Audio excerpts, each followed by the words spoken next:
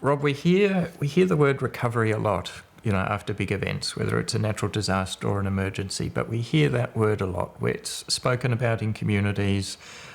People from organisations and agencies use it, and community members pick it up pretty quickly. But, I think we've both come to recognise that the word sometimes affects people's expectations about what the process is going to be like. Can you talk to that a bit?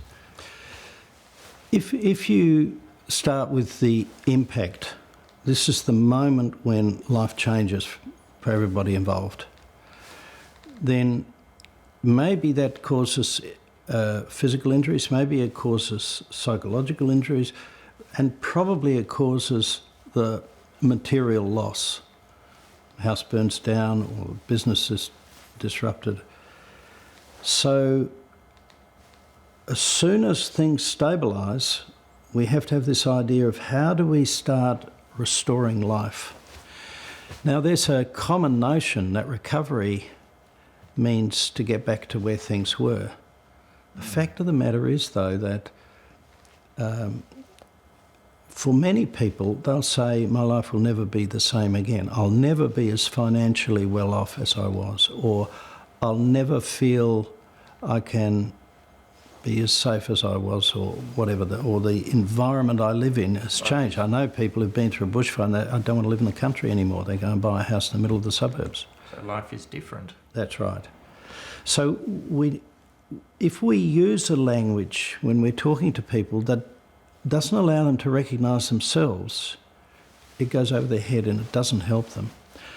And over the years I've thought a lot about this idea of recovery and the word itself, and I've looked it up in the dictionary. It comes into English in Shakespeare's time. And what it meant at that time, and I think for ordinary circumstances still means, is to regain a lost state of health. We recover from the flu. Wealth, I recovered my losses. Or mood, happiness. I've recovered from my upset yesterday. So to get back to the way things once were. That's right. The same. Yes. And so if somebody says, since that bushfire, I've had to spend all my savings, and I can think of a person who told me this, a retired person, I've had to spend all my savings on rebuilding my house because the insurance didn't cover it, and now I can't do the overseas travel and all the things I'd spent my whole life saving up for to do when I retired. All I can do is live in my house. And so if a person can't get their life back to exactly the way it once was, does that mean they can't recover? No, but the recovery is different. Now, if you break the word down, means again, and this other word, recovery, or cover, recover, to cover again. Now, I think this sort of suggests that our normal life, we're covered with our belonging to community. We're immersed in a medium of life that has to do with our routines we've built up and our plans and our expectations and everything that gathers around us to give us our life. And if that's swept away, we've got to recreate that. Now, if you have your mindset on getting back what you had, you may end up with, and some people this happens, a deep sense of angry grief that you've been cheated from your future. And we know that to descend into that feeling of resentment and blame is very bad for your mental health and your physical health. Yeah. People become unwell. And then they don't recover. Yeah. So that's something really important, that this comes into what we understand about resilient people, is the ability to accept. And then I think the real goal of recovery is to get to the point where once again you're living a life that's focused on long-term future goals that are sustaining and enriching and meaningful, even if they're different. Yeah. You can still have a meaningful, rich life, but you've had to shift it into what's possible now. Yeah. So it's Yeah, it's crystallising, it's a different view and perspective. What strikes me is then that recovery sounds like a process of recreation, recreating a life that has meaning and purpose, where you can be living in the moment and looking to the future. But it may well be a life that's different to what you had. Yes. But it could also even be different in a better way, because we see that happen also for people, don't we, who go through big life events. They make a lot of changes. It's a difficult, challenging process. They do come out the other end, but on some levels and some layers, life is different and better. That's right. And so that means understanding that following impact, there will be a recovery period during which you have to cover your life again with the fabric of meaning and value, so that you've got goals that give you a sense of achievement and you know where you're going. So if we take that as an idea of recovery, then the question comes, how do you create support for a person to do that work? Because it's work, letting go of things that don't work and then working out where I go. Do I build my house here, or do I actually take this opportunity? I know someone recently told me when I was in a bushfire zone, they've spent a couple of years not suddenly rebuilding, but just stabilising some temporary accommodation they had. And after 2 years, they've actually made a decision to bring forward by 12 years their long-term recovery plan. Their long-term retirement plan. And instead of rebuilding on their acreage in a beautiful rural setting, they've decided to do what they thought they would do in the next stage of life, which is buy a house in the town nearby where there are services and so on, and they're going to actually move straight into there. Yeah, sounds like they've flexibly adapted to the challenges that they were faced with. But it's a really good lead into, I think, the issue of stress, which you and I know and understand pretty well, because that's actually something that can prevent entirely the beginning of the recovery process. Absolutely. Maybe mention a little bit about that. What I've observed really is that there are two quite different stress responses that are in some ways adaptive and helpful. That's what stress is. It helps us deal with tremendously difficult circumstances. But we also have to understand not to let the stress derail us. The first stress response is the emergency. And that's triggered when deep instinctive mechanisms in our brain and mind can see a circumstance which is, I've got a massive problem. If I don't do something straight away, it's going to get a lot worse, so I must act now. And the chemical that is stimulated there is adrenaline. And we go into this survival mode. The fire's coming, I must do something. When that happens, we shut down a lot of the feedback systems in ourselves. We don't feel pain, fatigue, hunger, thirst. Bushfire, people will say they didn't even feel hot. Yeah, the old reptilian brain's firing. That's right. And just helping us get through that really difficult life event. And the energy source is all of our reserves. Now, you can't keep going in that for too long. Otherwise, you just collapse. Yeah. So that there comes a point when the emergency's over. Then, of course, you've still got adrenaline because that's stimulated by a lot of very odd, unusual things. We've got emergency services, we've got maybe the army's there, maybe there's all sorts of volunteers, we've lost things, we don't know where we're going to live, we don't know if our insurance company's going to pay. Wherever we're under threat, the adrenaline's going to be there. Yeah.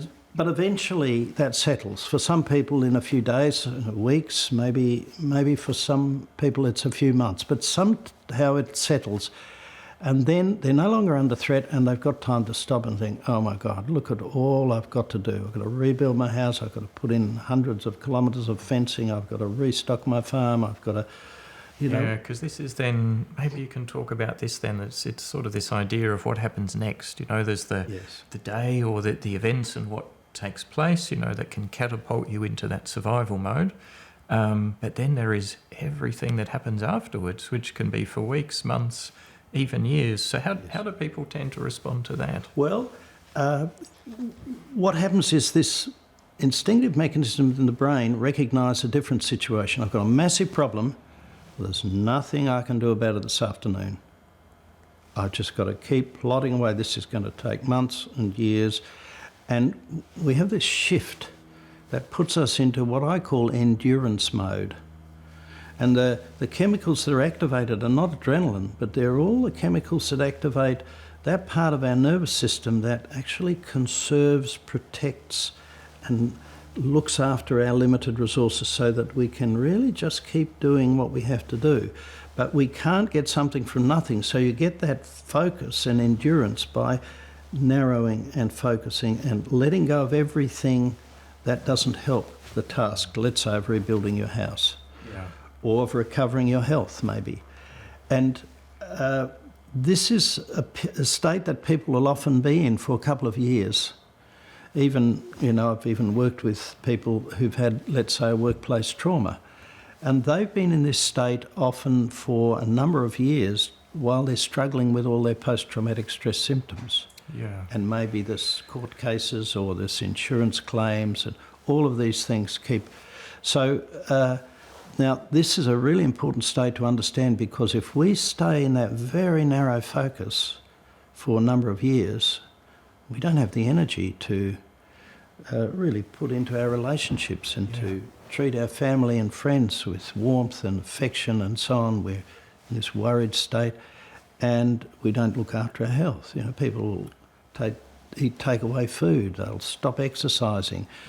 And this sort of leads to a really important thing that we notice, that during this period there's this risk that we'll let slide our quality of life, and we'll start then being susceptible to a whole range of stress effects. Yeah. And then eventually what I notice, people do get their house built, or they do get their insurance claims sorted, they do get things settled down. And what happens then is that the situation changes. I'm back in routine. My life's got a sort of a normality. But it's not normal yet, because only now have I got the leisure to really think about what does this all mean. Just when I thought I've moved into my new house, I should be able to relax, somehow I'm trying to think, what does this mean? What was my life about? What were my plans before? I haven't had time to think about them, and I can't remember them. And where am I going to head? And I call this the identity crisis. Who am I? What's happened to me? Who am I now? Where do I need to head? And that'll often take people quite some time to bed their life down again, so that they get to the point where I'd say recovery is completed when they're once again leading a life that expresses their values as to who they want to be. And so, we're talking about quite some years, and often when they've got that on track, they're suddenly assailed by a tremendous sense of exhaustion. Not physical, but emotional, mental, spiritual, social exhaustion. And I call that recovery from recovery, because recovery is hard work. Tired at the end. Very hard work. Yeah. And now if they can look after themselves through that state, they'll do it faster, cleverer, they'll protect things, and they'll come out having have had a really profound life-changing experience. There's lots there. A couple of things that come to mind. There's almost like there's two speeds here, that relate to these two stress states. There's the running the marathon and running the 100-metre sprint. Yes. And the 100-metre sprint is like that survival experience that is fueled by adrenaline. And then there's the running the marathon, which is like endurance. But, what I think about here is if you're running a marathon, you need to feed and nourish your body along the way. You can't, get out there and sort of pound the pavement for 40 kilometres and not drink any water. Something will happen. And it's a simple analogy, but, the recovery process, or that recreation process that we were talking about, you have to, along the way, nourish yourself and keep focused on your life priorities, don't you? And kind of find a speed that's going to work for you, so you can reach that sort of end point where life is better once again, and not reach a point where actually things have been falling apart for a long time, but you haven't noticed it. That's right.